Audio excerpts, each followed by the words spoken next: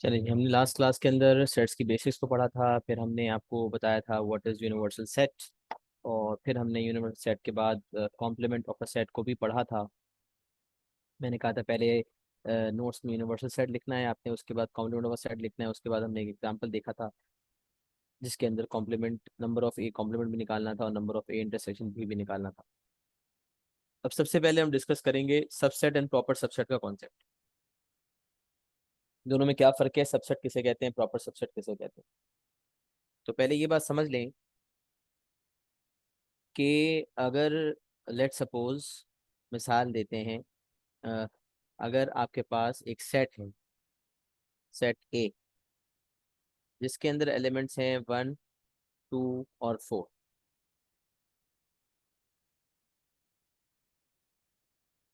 और एक और सेट है सेट बी, जिसके अंदर एलिमेंट्स हैं 1, 2, 3, 4, 5। तो अगर तो सेट ए में वो तमाम सेट ए के तमाम एलिमेंट सेट बी में भी मौजूद हैं, तो हम कहेंगे A is a proper subset of B. A is a proper subset of B. अब देखिए, बी के एलिमेंट्स हैं 1, 2, 3, 4, 5 और ए के पास एलिमेंट्स है 1। क्या 1 बी में है? जवाब यस, इट इज प्रेजेंट। क्या ए का जो सेकंड एलिमेंट है, क्या वो सेट बी में मौजूद है? जी हाँ। क्या सेट ए का जो तीसरा एलिमेंट है, क्या सेट ए का जो तीसरा एलिमेंट है वो सेट बी में मौजूद है? जी हाँ। तो पता चला सेट ए में जितने एलिमेंट्स हैं, 3 एलिमेंट्स हैं, 3 के 3 एलिमेंट सेट बी में मौजूद है। सेट ए में जो 3 एलिमेंट्स हैं, वो 3 के 3 एलिमेंट सेट बी में मौजूद है। लिहाजा हम कहेंगे A is a proper subset of B. अच्छा, every set is a subset of universal set. जैसे अगर हम अपनी बात करें, इस यूनिवर्स में अगर हम पाए जाते हैं, तो इस पूरे यूनिवर्स के हम मेंबर्स हैं, एलिमेंट्स हैं। तो every single individual is a subset of this universe. मिसाल है, तो सबसेट का मतलब हो गया एक छोटा सेट जिसमें वो तमाम एलिमेंट्स हो जो एक बड़े सेट में मौजूद हो, मतलब उसके छोटे सेट के तमाम एलिमेंट्स बड़े सेट में भी मौजूद हो। मतलब मिसाल है, अगर यहाँ 1, 2, 6 होता, ए 1, 2, 6 होता, तो अब A is not a proper subset of B, क्योंकि ए का एक एलिमेंट ऐसा है जो सेट बी में मौजूद नहीं है। तो for a set to be a proper subset, the elements it contains must be less than the other set. कि सेट बी में 5 एलिमेंट्स हैं, सेट ए में 3 एलिमेंट्स हैं, तो सेट ए के एलिमेंट्स की तादाद एक तो कम होनी चाहिए, और जितने भी सेट ए में एलिमेंट्स हों तमाम के तमाम सेट बी में भी मौजूद होने चाहिए। They should be present in set B as well. तो in that case we will say A is a proper subset of B. अच्छा, अब समझ ले, अगर यहाँ 6 लिखा होता तो हम कहते A is not a proper subset of B. जब सबसेट के साइन को, प्रॉपर सबसेट के साइन को अगर हम काट दें, जैसे इक्वल्स टू होता है, उसको हम कैंसिल कर दें तो नॉट इक्वल्स टू बन जाता है। ये क्या हुआ? ग्लिच आ गया अपना। जैसे अगर हम सेट, हाँ, अगर ये 1, 2, 6 होता, हाँ मैं मिसाल दे रहा था कि अगर इक्वल्स टू के साइन है, उसको हम कैंसिल कर दें तो नॉट इक्वल्स टू बन जाता है। सिमिलरली अगर यहाँ एलिमेंट 6 हो, तो हम कहेंगे कि A is not a proper subset of B. तो अगर प्रॉपर सबसेट के साइन को हम कैंसिल कर दें, इस तरह से डायगनली क्रॉस कर दें, तो ये नॉट अ प्रॉपर सबसेट हो जाता है। तो आप देखें, पहला symbol A is a proper subset of B. अच्छा, कैसे जहन में रहे कि B is a proper subset of A बोलना है या A is a proper subset of B बोलना है? आप देखें, ये जो साइन है प्रॉपर सबसेट का, इसका जो मुंह है, इसका फेस है, वो बी की तरफ है। तो इसका फेस चूंकि बी की तरफ है, इसका मतलब बी बड़ा सेट है और ए छोटा सेट। जैसे इनइक्वालिटी की साइन होती है ना, लेस देन, तो ए लेस देन बी कैसे होता है? इससे पता चलता है कि ए जो है वो छोटा है और बी जो है वो बड़ा है। इसी तरह अगर आप सोचो ये इनइक्वालिटी का साइन जो लेस देन का साइन था, इसी को हमने थोड़ा सा सर्कुलर करके कह दिया A is a proper subset of B. तो इससे पता चला कि ए छोटा सेट है और बी जो है वो बड़ा set. A is a proper subset of B, A is not a proper subset of B. अच्छा, अब सवाल, जब ये प्रॉपर सबसेट के सिंबल के साथ इक्वल्स टू भी मिल जाए, जैसे एक होता है लेस देन और एक होता है लेस देन इक्वल्स टू, क्या फर्क है भाई?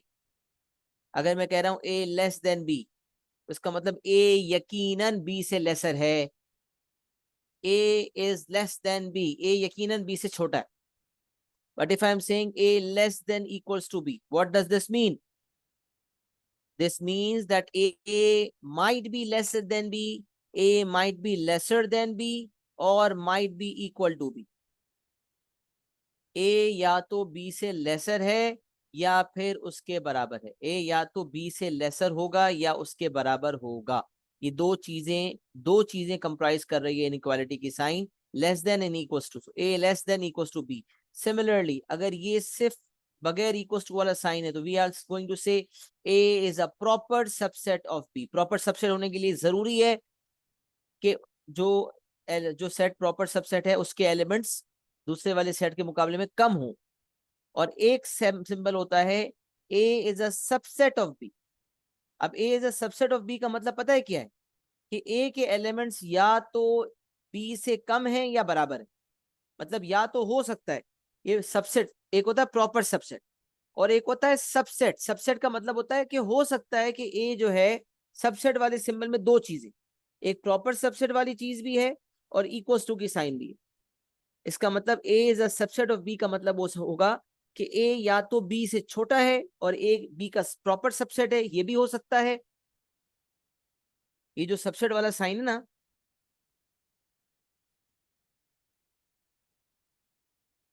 सबसेट वाला जो साइन है, इसमें दो चीजें मौजूद है। एक है इसमें प्रॉपर सबसेट वाली बात,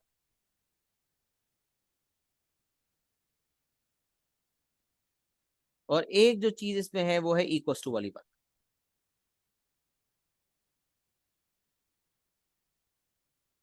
तो इसका मतलब ये हो गया कि अगर A is a subset of B लिखा हुआ है तो इसका मतलब दो बातें हो सकती, या तो ए बी का प्रॉपर सबसेट है या फिर ए बी के बराबर है। इक्वल सेट्स का कॉन्सेप्ट भी पढ़ा था ना। For two sets to be equal, the number of elements and each individual element of set A should be equal to each element of set B. यहाँ के लिखा था if two sets have same list of elements they are set to be equal sets. मिसाल है, अगर set ए है 1 2 3 और set B जो है वो भी एग्जैक्टली 1 2 3 है, ना तादाद का फर्क है ना एलिमेंट्स का फर्क है, तो हम कहेंगे कि ए इक्वल्स टू बी, कि set A is equals to set B. तो समझ लें जब सबसेट का साइन आ जाए तो सबसेट का मतलब है कि या तो ए बी का, अगर मैं ए के कॉन्टेक्स्ट में बात कर रहा हूं कि A is a subset of B, तो इसका इसकी इस बात के दो मतलब हो सकते हैं कि ए या तो बी का प्रॉपर सबसेट है या फिर ए बी से बराबर है। ये दोनों बातें इसमें शामिल हैं। और अगर ये प्रॉपर सबसेट के साइन को क्रॉस कर दिया जाए तो बन जाएगा ए इज, सॉरी प्रॉपर सबसेट नहीं, अगर सबसेट के साइन को क्रॉस कर दिया जाए तो नॉट अ सबसेट बन जाएगा। तो A is a subset of B, A is not a subset of B. तो प्रॉपर सबसेट में और सबसेट में क्या फर्क आया?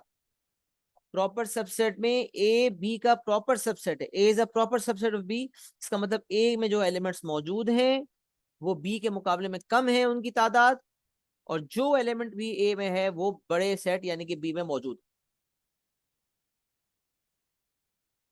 और ये जो सबसेट वाला साइन है जिसमें हम प्रॉपर का लफ्ज नहीं बोल रहे, इसका मतलब यह है कि ए जो है या तो बी का प्रॉपर सबसेट है ऊपर वाले सिंबल की बेसिस पर, या फिर ए बी के बराबर है, A is equal to be. तो सबसेट ब्रॉड कॉन्टेक्स्ट में दो मतलब हैं सबसेट के, जो मैंने बता भी दिया कि इसका एक मतलब हो सकता है कि प्रॉपर सबसेट है,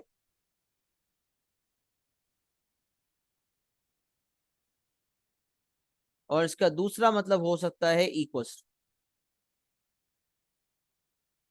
सही है। तो प्रॉपर सबसेट और सबसेट में क्या डिफरेंस है कि सबसेट में दो बातें एक साथ हो रही हैं कि या तो प्रॉपर सबसेट है या फिर बराबर है। सही है, ये हो गया डिफरेंस सबसेट का और प्रॉपर सबसेट का। अच्छा, अब अगर हमारे पास दो सेट्स गिवन है और मुझे पूछा जाए कौन किसका प्रॉपर कौन किसका सबसेट है, तो हम कौन किसका प्रॉपर सबसेट है तो हम बता सकते हैं। सब नोट में कुछ तीन नोट्स लिखे हुए। Every set is a subset of itself, null set is a subset of every set, and every set is a subset of universal set. तो आखिरी नोट तो बिल्कुल क्लियर है कि अगर हम बात करते हैं यूनिवर्सल सेट जो है वो सेट होता है which consist of all the elements under consideration. एक क्वेश्चन में एग्जामिनर जितने भी एलिमेंट्स कंसिडर कर रहा होगा वो बता देगा यूनिवर्सल सेट को देकर, यूनिवर्सल सेट, और उसमें बता देगा ये तमाम एलिमेंट्स हैं उसके, और उस सवाल में उसके अलावा फिर किसी और एलिमेंट की बात नहीं होगी, तो वो कहलाता है प्रॉपर सबसेट। सॉरी, क्या कह रहा था, यूनिवर्सल सेट। वो कहलाता है यूनिवर्सल सेट जिसमें तमाम एलिमेंट्स मौजूद हों जो एक सवाल में कंसिडर करवाने की कोशिश है एग्जामिनर की। तो फिर हमने कहा था कि अगर मैं कहूं ए, तो हम कह सकते हैं A is a proper subset of the universal set. हम कहेंगे B is a proper subset of the universal set. तो ये जो ऊपर वाला एग्जांपल है, इसको इसकी बेसिस पर हम कह सकते हैं कि every set is a subset of universal set का मतलब अगर ए है तो वो भी प्रॉपर सबसेट होगा यूनिवर्सल सेट का, और बी जो है वो भी प्रॉपर सबसेट होगा यूनिवर्सल सेट का। और बल्कि ए कॉम्प्लीमेंट हो बी कॉम्प्लीमेंट हो, जो भी सेट आएगा वो सब के सब यूनिवर्सल सेट के सबसेट्स होंगे। ये बात तो हमें समझ आ गई। अब देखिए, कभी ऐसा सवाल आ सकता है और आता भी है कभी कभार, रेयरली, कि list all the subsets of a set A. Set ए के तमाम सबसेट्स को लिस्ट डाउन करें। बुक में ऐसे सवाल ज्यादा मौजूद है। तो list all the subsets of set A. Set ए अगर 1 2 3 वाला सेट है तो इसके तमाम सबसेट्स बताओ। अब ए के तमाम सबसेट्स कौन कौन से होंगे, तो मैं यहाँ लिस्ट पूरी पूरी लिस्ट लिख रहा हूँ।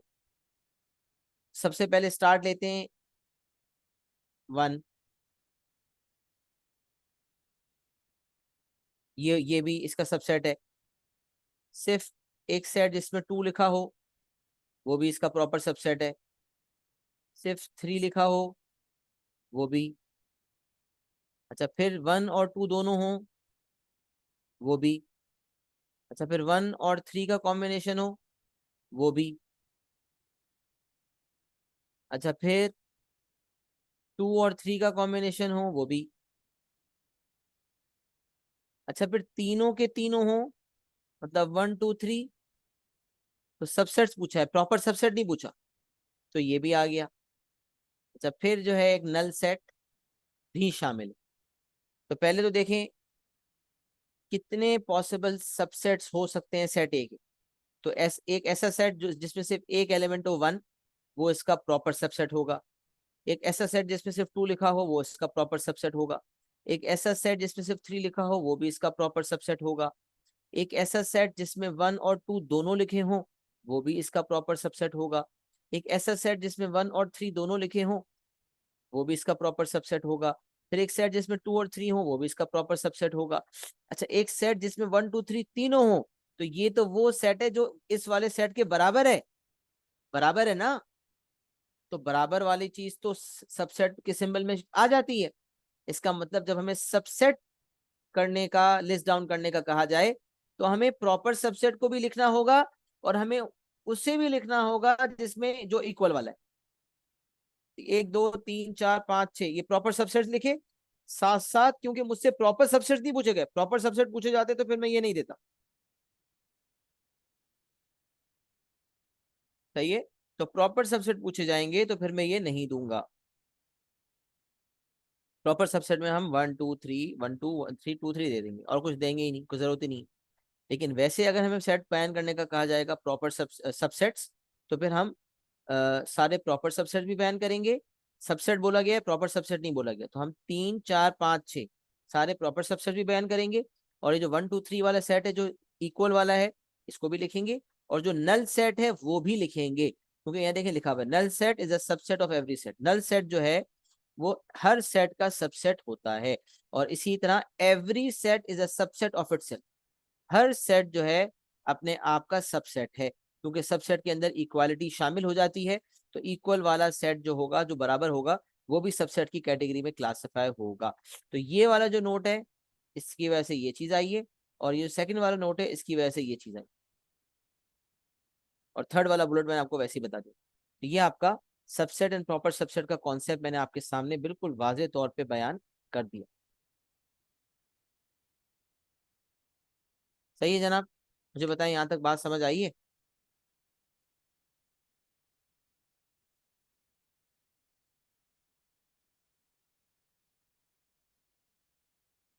इसको कॉपी कर ले, नोट बना ले जल्दी से, एक्नॉलेजमेंट दे दें, क्लियर एंड डन लिख दें, तो फिर आगे बढ़ते हैं इंशाल्लाह।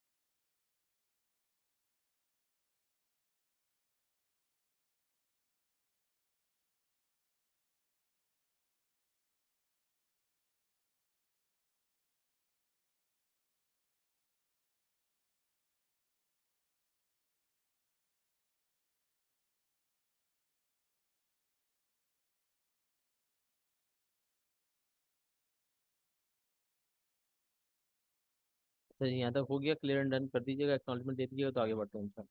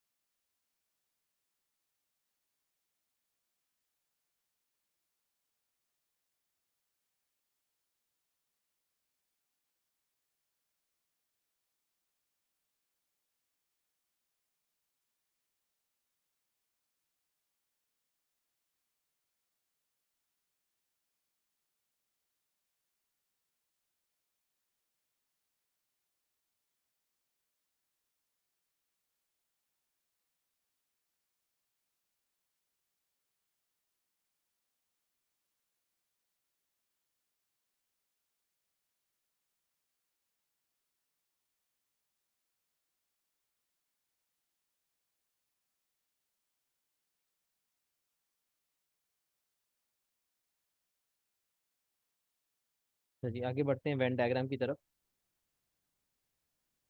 क्या हो रहा है, ये बार बार हैंग क्यों हो रहा है इसमें दोनों की? चलिए जी आगे बढ़ते हैं। वेन डायग्राम की तरफ। When diagram is a pictorial representation of sets. अब तक हमने जो जो सेट्स पढ़े थे, जो जो चीजें पढ़ी थी, वो सब हमने इंटरसेक्शन पढ़ लिया, यूनियन पढ़ लिया, सबसेट का कॉन्सेप्ट पढ़ लिया, कॉम्प्लीमेंट की बात कर ली। अब हमें वो सारी चीजें जो है वेन डायग्राम के फॉर्म में करनी है। वेन डायग्राम में क्या होता है भाई, जो यूनिवर्सल सेट होता है उसके लिए हम बनाते हैं रेक्टेंगल, और एवरी इंडिविजुअल सेट के लिए बनता है circle, right. So a Venn diagram is a pictorial representation of sets. For whenever we have to show all the elements on the Venn diagram, then for representing a universal set, we draw a rectangle. And for representing every individual set, we draw a circle. Circle जो है वो represent करता है set A, set B इसको, और rectangle represent करता है universal set। सही है, सही है, ये A लिखा हुआ है, इसको अब B कर दे, ये B है, सही है। अच्छा, अब Venn diagram is a pictorial representation of sets. अब दो तरीके से वेन डायग्राम पे डाटा रिप्रेजेंट किया जाता है। Number one, actual elements to be written, जो एक्चुअल एलिमेंट्स होते हैं वो लिखे जाते हैं। और एक टाइप टू है number of elements to be written, मतलब एक्चुअल एलिमेंट्स नहीं लिखते बल्कि एलिमेंट्स की तादाद लिखते हैं। जैसे एग्जाम्पल, एग्जामिनर एक सवाल दे रहा है, कह रहा है in a college 200 students give a mathematics test and 180 students give a physics test. तब 200 स्टूडेंट्स अगर मैथ्स वाले हैं तो 200 स्टूडेंट्स के नाम कैसे लिखेंगे वेन डायग्राम, नहीं लिख सकते ना। तो उस केस में अगर मैथ्स वाला सेट बनेगा तो 200 स्टूडेंट्स उस मैथ्स वाले सर्कल के अंदर अंदर आएंगे, और 180 स्टूडेंट्स फिजिक्स वाले सर्कल के अंदर आएंगे। उसमें हम नंबर ऑफ एलिमेंट्स की बात करते हैं। बट जिस तरह जब इस तरह का सवाल आता है जिसमें वो एक्चुअल एलिमेंट्स लिखने का कहता है, तो फिर जो एक्चुअल एलिमेंट्स उस सेट में होते हैं उसको ही लिखना पड़ता है। तो लिखने के दो तरीकेकार होते हैं, एक होता है एक्चुअल एलिमेंट्स और एक होता है नंबर ऑफ एलिमेंट्स। सही है, तो दो किस्म की टाइप्स हैं, एक्चुअल एलिमेंट्स लिखने होते हैं या नंबर ऑफ एलिमेंट्स लिखने होते हैं, उनकी तादाद लिखनी होती है। अभी एक एग्जांपल है, इसके थ्रू हम दोनों को भर के देखते हैं। अच्छा, अब सवाल क्या है, universal set x such that x is an integer between 1 and 10। X एक इंटीजर है जो 1 से 10 के दरमियान लाई कर रहा है। X such that x is an integer and x lies between 1 and 10। X is greater than equal to 1 and less than 10। Set A क्या है भाई, 2 3 4 7 9। सेट बी क्या है भाई, 1 4 5 6 9। अच्छा, अब अगर मैं टाइप नंबर 1 के मुताबिक एक्चुअल एलिमेंट फिलअप करता हूँ, तो इसका तरीका क्या होगा कि we will draw a rectangle. एक हम रेक्टेंगल ड्रॉ करेंगे, हम एक रेक्टेंगल ड्रॉ करेंगे, और एक रेक्टेंगल ड्रॉ करने के बाद उसमें उसका नाम लिख देंगे यूनिवर्सल सेट। याद रखें, यूनिवर्सल सेट के लिए हमेशा रेक्टेंगल बनता है। Will draw rectangle which will be representing the universal set. अच्छा, फिर हम दो सेट्स बनाएंगे, एक सेट ए और सेट बी। सेट ए को भी सर्कल से डिनोट किया जाएगा, सेट बी को भी। तो एक सर्कल बनाया सेट ए के लिए, एक सर्कल बनाया सेट बी के लिए। अच्छा, अगर दोनों सेट्स में कुछ कॉमन एलिमेंट्स मौजूद हैं तो फिर हम ओवरलैपिंग सेट्स बनाएंगे, मतलब दो सेट्स में ओवरलैपिंग रखेंगे, क्योंकि वो एलिमेंट्स दोनों के दरमियान कॉमन है, वो इस ओवरलैपिंग रीजन में आएंगे। कहते हैं ना इंटरसेक्शन ऑफ टू सेट्स, दो सेट्स की इंटरसेक्शन ये वाला रीजन होती है। अभी हम बात करेंगे कि दो सेट्स डिसजॉइंट भी हो सकते हैं। डिसजॉइंट का मतलब है कि उनमें कुछ कॉमन ही ना हो। दो सेट्स हमने बनाए, दोनों डिसजॉइंट है, उनमें कुछ कॉमन ही नहीं है, बिल्कुल अलहदा अलहदा है। Nothing is common between them, उन दोनों में कुछ भी कॉमन नहीं है। जब कुछ कॉमन ना हो तो ऐसे सेट्स को डिसजॉइंट सेट्स कहा जाता है। अभी हम थोड़ी देर में मजीद इस पर बात करते हैं। पर ये जो एग्जांपल हम देख रहे हैं ये डिसजॉइंट की नहीं। तो पहले हम बात करते हैं इन दोनों में कॉमन कौन कौन से हैं, इन दोनों की इंटरसेक्शन क्या है। तो अगर हम नोट करके लिख भी लें कि ए और बी की इंटरसेक्शन क्या है, what is the intersection of A and B, तो आप देख सकते हैं कि ए और बी की इंटरसेक्शन में हमें नजर आ रहा है 4। ए और बी की इंटरसेक्शन में हमें नजर आ रहा है 2 3 5 6 9, हाँ 9। ये 4 और 9 ये दो एलिमेंट्स हैं, दोनों में इंटरसेक्शन है, एक 4 है और एक 9। तो हमने नोट कर लिया ए इंटरसेक्शन बी है 4 और 9, और ए और बी के इंटरसेक्शन में हमने लिख दिया 4 और 9। अच्छा, अब उसके अलावा ए के पास 4 और 9 के अलावा कौन से एलिमेंट्स है भाई, 2 3 7। तो वो इस रीजन में लिखे जाएंगे 2 3 7।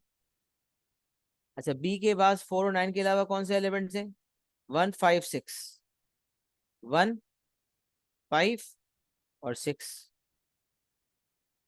अच्छा, यूनिवर्सल सेट में कौन कौन से एलिमेंट्स थे ये भी देख लें।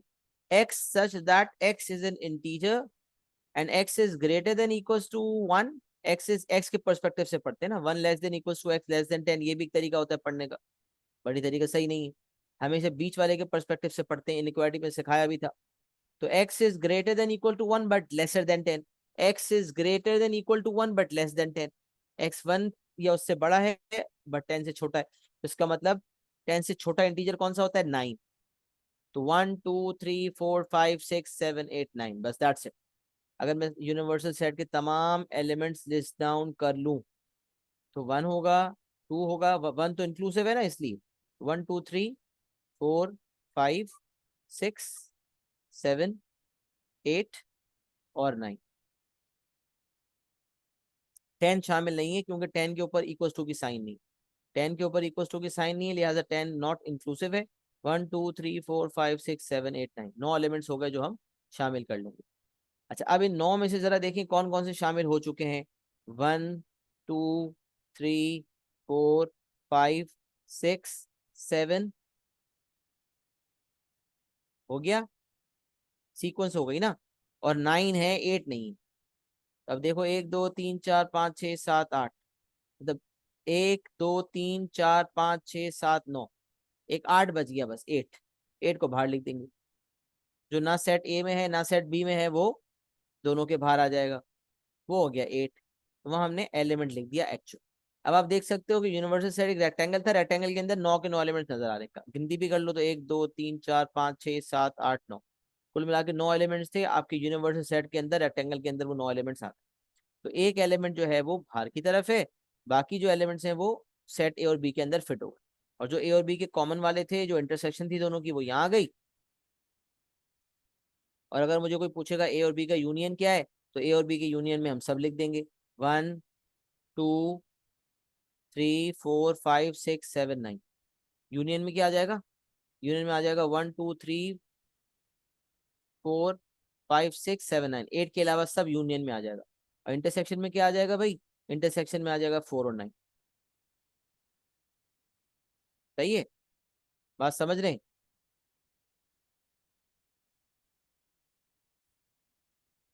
चलिए, अभी हमने एक्चुअल एलिमेंट्स वाली चीज समझ ली, और हमने यहाँ पर लिखा हुआ था कि 1 2 3 4 5 6 7 8 और 9। कुछ ग्लिच है आईपैड का जिसकी वजह से, वन गुड नोट का कोई मसला हो रहा है, इसकी वजह से ये गायब भी हो रहा है। अच्छा, अब ये 1 2 3 4 5 6 7 8 9, ये 9 एलिमेंट्स आप देख सकते हैं, और यहाँ हमने एक एलिमेंट लिखा था 8, वो भी यहाँ से हट गया। अच्छा, अब देखें तो कुल मिला के 1 2 3 4 5 6 7 8 9 एलिमेंट्स हैं, इंटरसेक्शन में 4 9 नजर आ रहा है। इन 4 9 के अलावा दो एलिमेंट्स यहाँ हैं, 3 यहाँ है, 5 5 और 3 8 एलिमेंट्स हो गए। नवा एलिमेंट जो है वो जो 8 था वो यहाँ आएगा, क्योंकि वो ना सेट ए में नजर आ रहा है ना सेट बी में नजर आ रहा है, इसका मतलब वो यूनिवर्सल सेट के पार्ट है, इसका मतलब रेक्टेंगल के विद इन लिखा जाएगा। अच्छा, फिर एक तरीका होता है नंबर ऑफ एलिमेंट से। अब जब इस तरह से सेट्स आते हैं और कुछ खामोशी होती है, नंबर ऑफ एलिमेंट्स का जिक्र नहीं करता, तो हम एक्चुअल एलिमेंट्स ही लिखते हैं। बट यहाँ पर मैं सिर्फ बताने के लिए कि भाई कुछ सवालात मैंने आपको जैसे एक मिसाल दी कि एक कॉलेज में 200 स्टूडेंट्स हैं जो मैथ्स दे रहे हैं, 300 स्टूडेंट्स हैं जो फिजिक्स दे रहे हैं, और फिर उसको हमें वेन डायग्राम में रिप्रेजेंट करना है, तो उन सब बच्चों के नाम तो लिख नहीं सकते। तो उस केस के अंदर फिर हम क्या करते हैं कि हम नंबर ऑफ एलिमेंट्स में लिखते हैं। तो अगर हम इसको भी नंबर ऑफ एलिमेंट्स में लिखेंगे तो क्या मतलब होगा ये समझ लें, 2 3 7 कुल मिला के कितने एलिमेंट्स, तादाद क्या है इन एलिमेंट्स की, 3। तो हम यहाँ पर लिख देंगे 3। फिर जो इंटरसेक्शन है उसमें कितनी तादाद है, 2, तो 2 आ जाएगा। फिर सिर्फ जो सेट बी है, जो ए के बाहर वाला है, वहां पर 3 और बाहर 1। तो देखेंगे यहाँ 3 एलिमेंट्स हैं तो यहाँ नंबर ऑफ एलिमेंट्स 3 हो गए, यहाँ 2 एलिमेंट्स हैं तो नंबर ऑफ एलिमेंट्स हो गए 2, और यहाँ 3 एलिमेंट्स हैं तो नंबर ऑफ एलिमेंट्स हो गए 3, और यहाँ एक एलिमेंट है तो नंबर ऑफ एलिमेंट जो है वो 1 हो। अब इसका मतलब ये नहीं है कि ये एलिमेंट का नंबर 3 है, नहीं 3 नहीं है ये नंबर, इस 3 का मतलब है तादाद। इस रीजन में 3 एलिमेंट्स आएंगे, इस रीजन में 2 एलिमेंट्स आएंगे, इस रीजन में 3 एलिमेंट्स आएंगे, और बाहर वाले रीजन में एक एलिमेंट आएगा। तो एक्चुअल एलिमेंट्स नहीं है ये, बल्कि तादाद बताई गई है कि किस रीजन में कितने एलिमेंट्स होंगे। सही है जी। तो हमने एक्चुअल एलिमेंट्स लिखने वाली पॉसिबिलिटी इसी को फोकस कर रहे होते हैं हम, जब तक कि वो खुद ना बताए कि नंबर ऑफ एलिमेंट्स की वाली बात। अगर एग्जामिनर इस तरह का सवाल देता है तो हम एक्चुअल एलिमेंट्स वाली क्लासिफिकेशन ही करते हैं, जब तक कि नंबर ऑफ एलिमेंट्स का स्पेसिफिकली ना मांगा जाए कि नंबर ऑफ एलिमेंट्स आप बयान करें, जब तक कि ये ना कहा जाए कि नंबर ऑफ एलिमेंट्स बयान करें, तब तक हम एक्चुअल एलिमेंट्स पर ही फोकस कर रहे होते हैं। सही है जनाब। तो ये एक हमारी बात थी जो मुकम्मल हो गई। फिर हम आ जाते हैं एग्जाम्पल ऑफ डिसजॉइंट सेट्स पर। अब ये आपने क्या कॉपी किया क्या नहीं किया मुझे नहीं पता, यहाँ तक पहले कॉपी कर लें, उसके बाद फिर हम आगे बढ़ जाते हैं। जल्दी से कॉपी कर लें और क्लियर एंड डन लिख दें।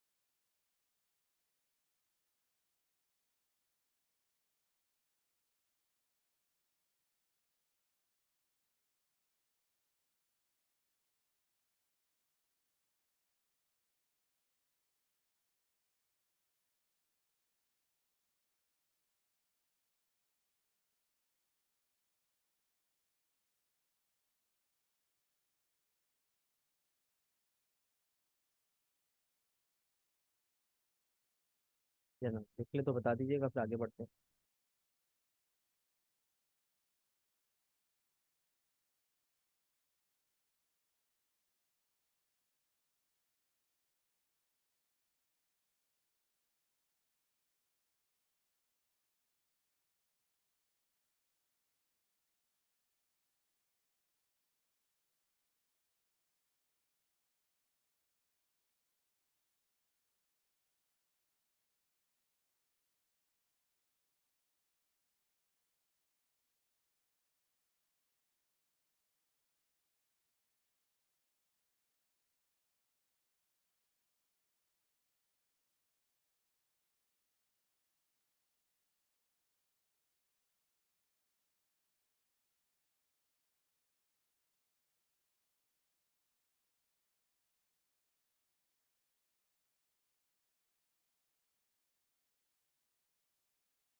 तो जी हो गया सबका।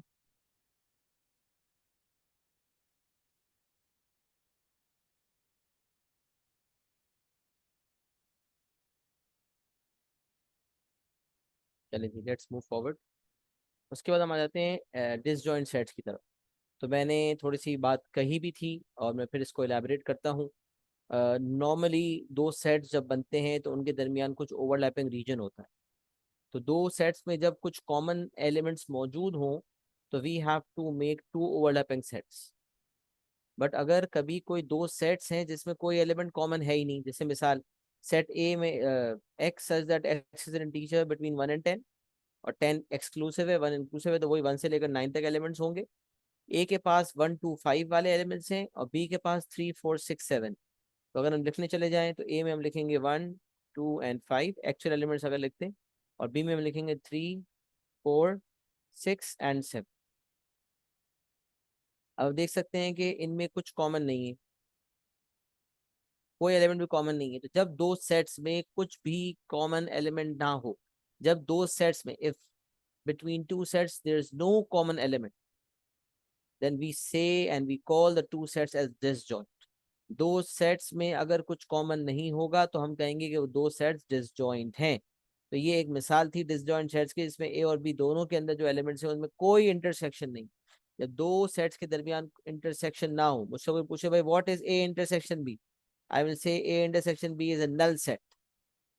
मैंने आपको बताया था number of A intersection B कोई पूछेगा, ए इंटरसेक्शन बी पूछेगा कोई, तो या तो मैं ये 5 वाला सिंबल बना दूंगा, या फिर मैं ब्रैकेट ओपन करके क्लोज भी कर सकता हूँ। और अगर मुझसे कोई पूछेगा number of A intersection B बताओ, ए और बी के इंटरसेक्शन में कितने एलिमेंट्स हैं, तो आप कहेंगे 0। अच्छा, नंबर ऑफ एलिमेंट्स पूछे जाएं और आप ये 5 वाला सिंबल बना दें, तो आपका मार्क गया, ये लूज अ मार्क। और अगर आपसे ए इंटरसेक्शन बी पूछा जाए और आप 0 लिख दें, तो भी you will lose a mark. तो ए इंटरसेक्शन बी में 0 नहीं लिख सकते, और number of A intersection B में आप 5 नहीं लिख सकते। जब तादाद पूछी जाएगी तो यू विल राइट 0, और जब सेट पूछा जाएगा तो you will use a symbol 5। ये चीज याद रख।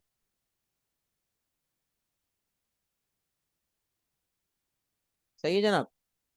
तो ये डिसजॉइंट वाली सेट वाली बात है। उसके बाद हम बाकी चीजों पे आते हैं। डिसजॉइंट कॉपी कर लें तो फिर आगे बढ़ जाते हैं इंशाल्लाह, जल्दी से कर लें।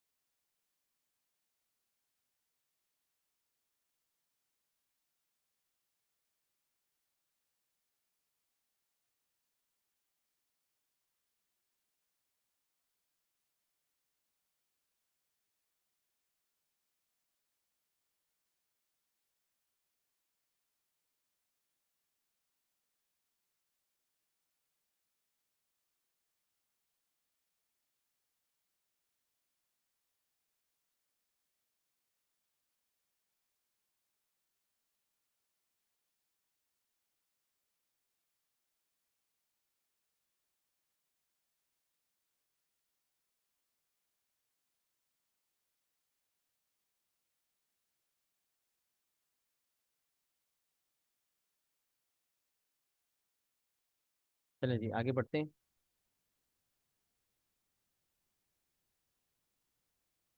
जिन्होंने नहीं लिखा हुआ लिख तो लिया सबने मेरे ख्याल से।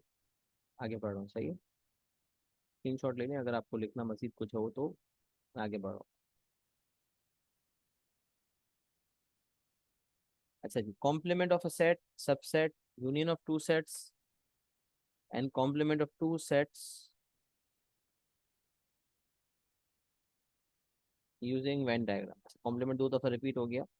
अब वेन डायग्राम के अंदर हम कैसे डिनोट करेंगे ना, और सबसे पहले वन बाय वन करते हैं। Shade the region which represents A complement. तो याद रखें, जब मैं कहूंगा ए, तो हम शेड करेंगे। अगर let's suppose someone tells me कि भाई सेट ए कौन सा है, तो आप पूरे सेट ए को शेड कर देंगे। मतलब अगर शेडिंग कहता है कि शेडिंग से इंडिकेट करो सेट ए को, तो इनसाइड सर्कल ए शेड कर देंगे।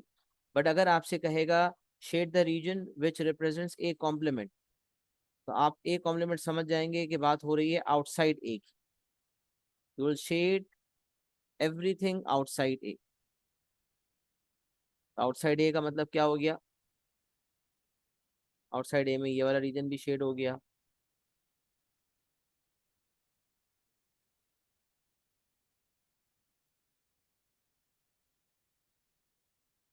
और ये वाला भी शेड हो गया सारा, बाहर वाला भी सारा शेड हो जाएगा। आउटसाइड ए है ना, आउटसाइड ए का मतलब हो गया कि सर्कल ए के बाहर सब शेड हो जाए। ए कॉम्प्लीमेंट की बात होगी, तो इसका मतलब होगा shade the region which represents A complement. तो ए कॉम्प्लीमेंट का मतलब है everything outside A. Circle A जो है इसके बाहर सब कुछ शेड हो जाए। Shade the region which represents B complement, तो इसी तरह बी के बाहर सब शेड हो जाएगा। बी के बाहर ये वाला रीजन भी हो गया, और बी के बाहर ये वाला रीजन भी हो गया।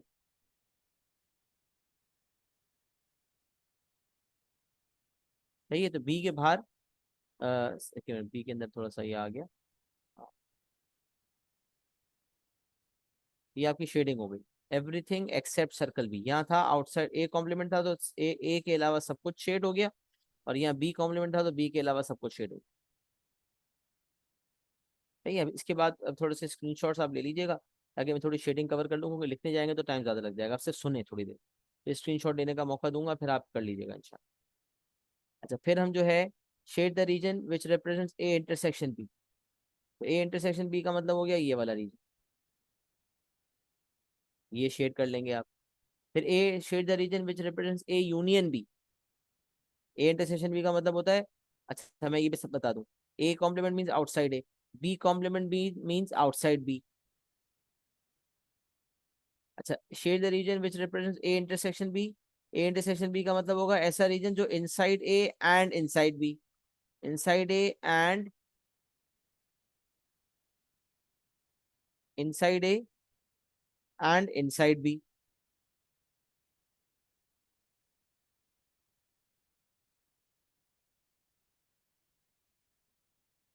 ऐसा रीजन जो ए के भी इनसाइड हो बी के भी इनसाइड हो, उसको ए इंटरसेक्शन बी कहा जाता है, inside A and inside B. फिर कह रहा है inside A and inside B. And है इसका मतलब ए के अंदर भी हो और बी के भी अंदर हो, मतलब दोनों का कॉमन रीजन। और shade the region which represent A union B, तो ए यूनियन बी, तो यूनियन का मतलब होता है और। तो अगर हम सेम टर्मिनोलॉजी की फोकस करें, तो हम यहाँ लिखेंगे इनसाइड ए और inside B.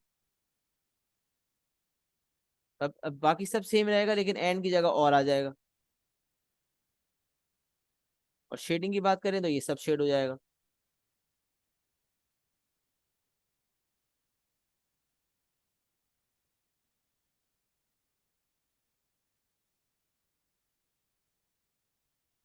One by one करता हूँ। ये जो ये वाला रीजन है बी वाला, ये भी शेड होगा। ये जो इनका इंटरसेक्शन है ये भी शेड होगा। ये जो ए वाला है ये भी शेड होगा। सही है। तो ए इंटरसेक्शन बी का मतलब inside A and inside B, और यूनियन का मतलब है इनसाइड ए और इनसाइड। इसका मतलब इनसाइड ए है वो भी शेड हो जाएगा, और जो इनसाइड इनसाइड ए मतलब पूरा सर्कल ए शेड होगा, और इनसाइड बी का मतलब जो पूरा सर्कल बी है वो भी शेड होगा। और जो इन दोनों के दरमियान कॉमन है वो तो ए ए ए ए के ए का पार्ट है, उस वजह से भी शेड हो रहा है, और ये वाला बीच वाला रीजन जो है ये बी का भी पार्ट है, उस वजह से भी शेड हो रहा है। लेकिन शेड तो एक ही दफा करेंगे, दो दफा तो नहीं करते। आपको बताया था यूनियन के अंदर अगर दोनों सेट्स के अंदर कुछ ओवरलैपिंग एलिमेंट्स हो तो वो ए यूनियन बी में एक ही दफा लिखे जाते हैं भारत। तो ए यूनियन बी का मतलब होगा ए और बी को मिला के सब कुछ, तो इनसाइड ए और inside B, everything within the A and B circle, A और बी को मिला के सब कुछ। सही है, तो ये ए यूनियन बी हो गया। अच्छा, अब एक एग्जांपल छोटा सा, ये आप स्क्रीनशॉट ले लेंगे इंशाल्लाह पूरे पेज का एक साथ ही। जी हाँ, पहले मैं एग्जांपल करवा लूँ उसके बाद। अभी पांचवा चीज क्या है, एक दो तीन चार डायग्राम्स हो गए, पांचवा क्या है, बी। अब इसको जरा समझे। हाँ, अब एग्जांपल है ये एक एग्जांपल आपके सामने है, मिसाल है, एक सवाल 5 पेपर का इस तरह का आया हुआ है, उसी को मद्देनजर रखते हुए एक एग्जांपल बना लिया है कि बी इज अ, बी, इसको पढ़ेंगे कैसे जरा बताएं मुझे। अभी ऊपर हम कवर करके आए थे, how will we read this, chat पे टाइप करें जरा।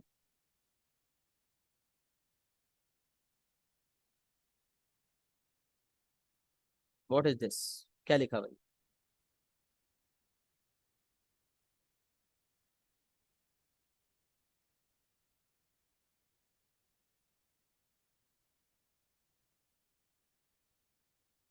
B is a proper subset of A, very good. जिन्होंने सबसेट लिखा था वो करेक्शन कर लें, क्योंकि ये प्रॉपर सबसेट का साइन है। B is a proper subset of A, क्या मतलब है, वेन डायग्राम में पता है सबसेट कैसे बनाते हैं, बी को ए के अंदर बना दें, बी वाले सर्कल को ए वाले सर्कल के अंदर बना देंगे, ये बताने के लिए कि B is a proper subset of. क्यों लिखा हुआ है ना इसने, B is a proper subset of A. तो जो प्रॉपर सबसेट होता है इसका मतलब उसके एलिमेंट्स की तादाद कम होती है, और बी में जितने भी एलिमेंट्स होंगे वो ए में भी मौजूद होंगे।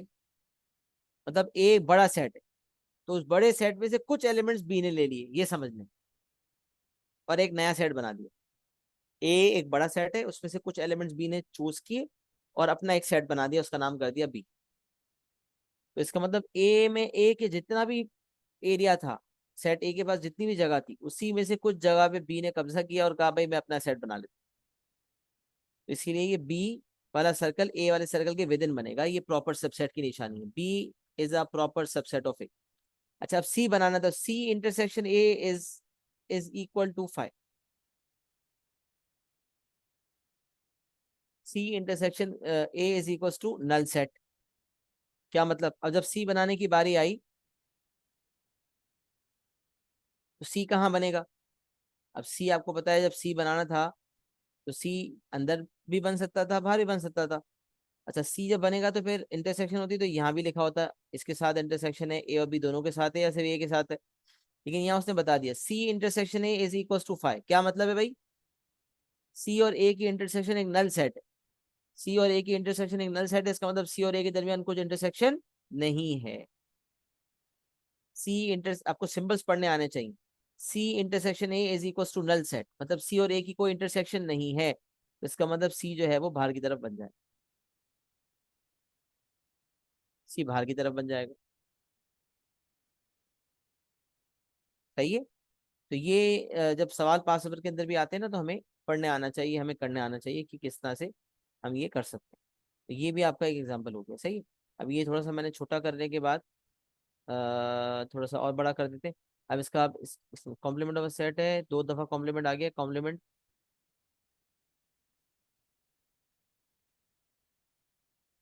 Complement of a set, subset, union of two sets and intersection लिखना चाह रहा हूँ मैं यहाँ, union of two sets and intersection of two sets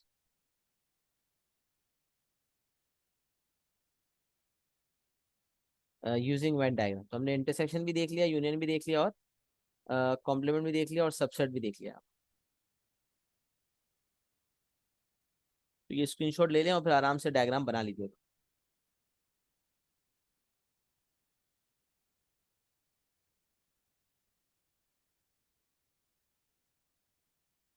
सब ये दो सेट्स वाली कहानी कर लेते हैं और फिर इंशाल्लाह तीन सेट्स वाली बाद में कर लेंगे। अब देखें, ये आप शायद देख सकते हैं कि जब दो सेट्स, आपको सेट नोटेशन वाली बात सारी पता होनी चाहिए कि किस रीजन की कौन सी नोटेशन।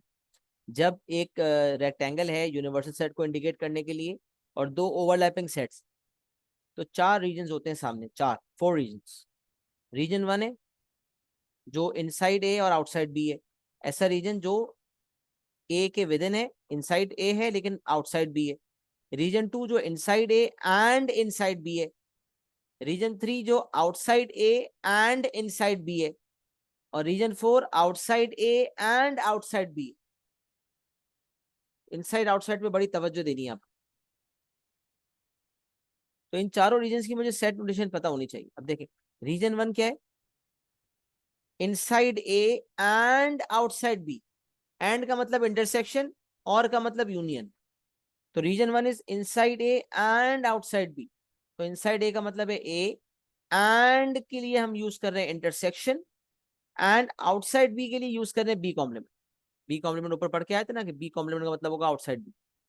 तो region 1 is inside A, so we are writing A, and so we are using intersection symbol. Outside B, so we are using B complement. A intersection B complement. Inside A and outside B. Region 1. Inside A and outside B. अच्छा, region 2. Region 2 is inside A and inside B. Inside A and inside B का मतलब inside A के लिए A, and की वजह से intersection का sign आ गया, and inside B की वजह से B आ गया। तो region 2 is inside A and inside B. Then region 3. Inside, region 3 is inside B and outside A. Inside B and outside A. देखें आप, ये वाला बी ए के बाहर है और इनसाइड बी के अंदर है। तो बी इंटरसेक्शन ए कॉम्प्लीमेंट, कोई बच्चा ये कह रहा था ए इंटरसेक्शन बी, ये भी सही है। आगे पीछे करने से फर्क नहीं पड़ता। तो inside B and outside A.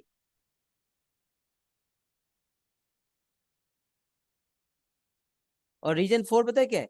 Outside A and outside B. तो आउटसाइड ए की वजह से ए कॉम्प्लीमेंट, एंड की वजह से इंटरसेक्शन, और आउटसाइड बी की वजह से B complement. Outside A and outside B.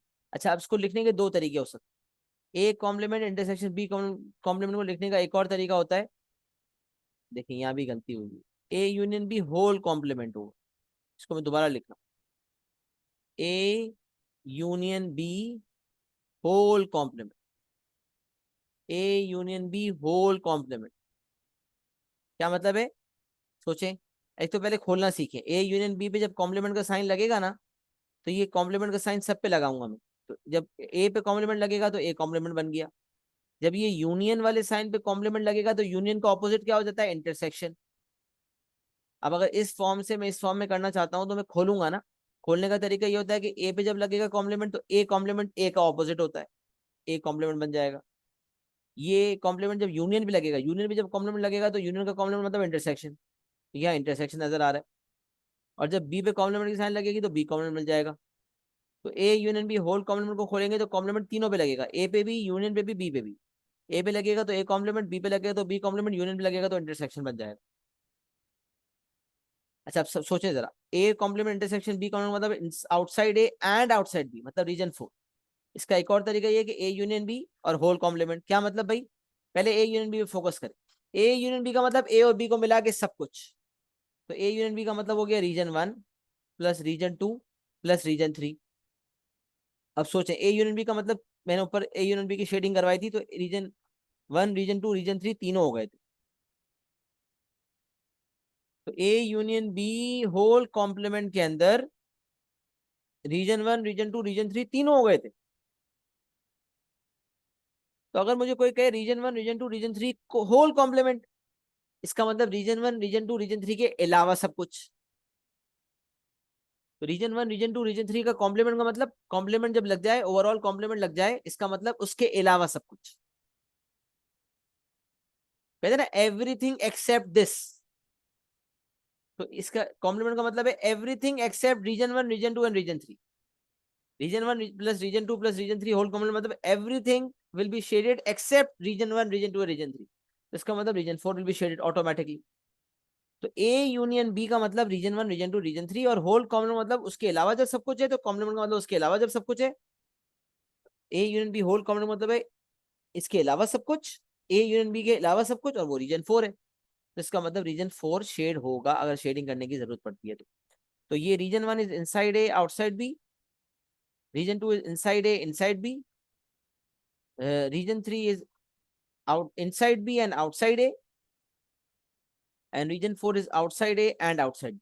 और we can say that A union B inside A और inside B वाला पूरा रीजन मिला के होल कॉम्प्लीमेंट भी इसको कह सकते हैं। दोनों टर्मिनोलॉजी जो है ये इस रीजन के लिए सही है। तो बाकी मजीद जो बातें हैं वो इंशाल्लाह फिर हम कवर करेंगे, बहुत सारे डायग्राम्स के थ्रू हम शेडिंग वगैरह कवर करेंगे, लेकिन उसके लिए हम थोड़े बाद में करेंगे। तो अभी आप ये वाली चीज अपने पास यहाँ तक स्क्रीनशॉट ले लें, तो इंशाल्लाह फिर इसको हम नेक्स्ट क्लास में कंटिन्यू करें।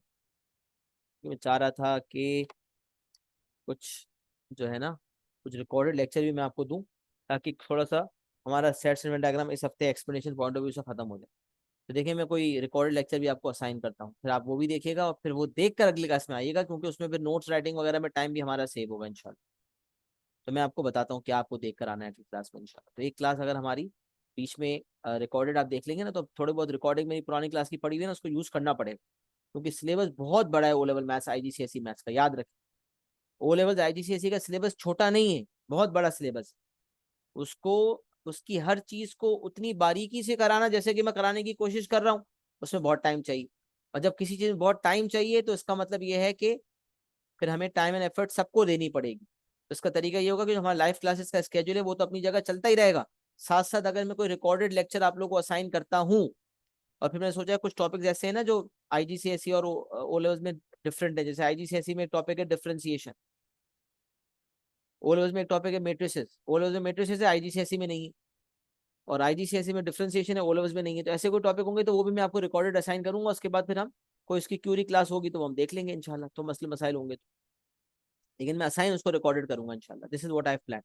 उसके अलावा कोई नॉर्मल टॉपिक जो चल रहा है उसकी पुरानी कोई रिकॉर्डिंग्स होंगी तो कुछ कुछ टॉपिक्स की पुरानी रिकॉर्डेड लेक्चर्स आपको बोलूंगा भाई देख कर आना, उसके बाद हम उस एक्सप्लेनेशन को मजीद आगे लेकर जाएंगे। तो इस तरह से थोड़ा बहुत आपको विन विन सिचुएशन के लिए हमें रिकॉर्डेड लाइफ का कॉम्बिनेशन करना पड़ेगा। लाइव क्लासेस तो हमारी चली रही है, कुछ टॉपिक्स के रिकॉर्डेड भी मैं आपको थोड़े बहुत देता रहूंगा, तो आपको देख कर आने होंगे। यकीनन ऐसा नहीं हो सकता कि सर वो मैंने नहीं देखा, क्योंकि अगर आप उसको देख कर नहीं आएंगे तो फिर अगली क्लास में आएंगे आपको कुछ समझ नहीं आएगा। तो इसका मतलब सबने देखना होगा, याद रखेंगे बात, सही है।